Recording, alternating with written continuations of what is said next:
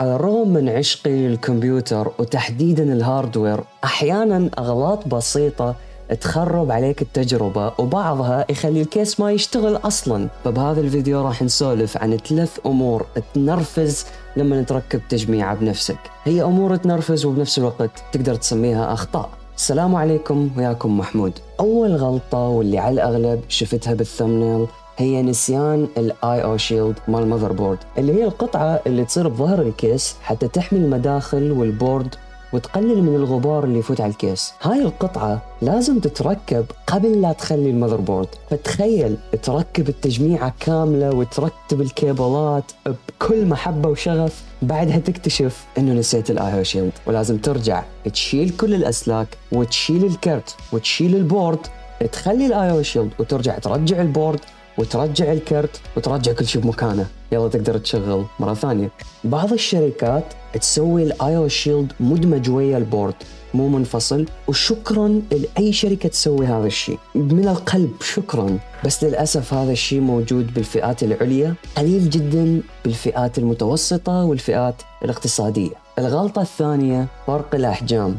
تخيل وياي عندك تجميعة وأمورك طيبة، حبيت تطور الكرت، اشتريت على سبيل المثال RTX 3070 Ti نسخة Asus ROG Strix، تجي تخلي الكرت أكبر من الكيس. هذا الشيء فعليا صار وياي، لأنه مرات تنسى أمور معينة لما تسوي تجميعة أو تركب تجميعة، أكو هواي تفاصيل، فأحيانا تنسى هاي الأمور وتصير وياك هاي الغلطة. وهذا الشيء مو حصرا ويا الكرت، احتمال يصير وياك ويا الكولر مال المعالج، ويا التبريد المائي، احتمال يصير وياك ويا المذر بورد، احتمال يصير وياك ويا عدد الهاردات اللي عندك، ولازم تخلي الهارد هيك متروك وغير مثبت بأي براغي. الغلطة الثالثة واللي هي أكثر شيء أكرهها بتركيب التجميعات، الفرونت بانل كونكتورز. ما أعرف ليش مصممة بهاي الطريقة، حجمها صغير وكلش مزعج. للي ما يعرف، هاي الكيبلات هي اليو اس بي وزر التشغيل والريستارت والإضاءة وهاي الأمور والكونكتورات مال الكيس. أغلب البوردات تتبع نفس الستاندر اللي تشوفوه قدامكم حاليا، بس بعض البوردات ما تجي بهذا الستاندر، ولازم تقعد تقرأ الكتابة اللي يحتاج لها مايكروسكوب. يلا تقدر تقراها، اللي نظره قوي راح يقدر يقراها. بس ليش هالتعذيب؟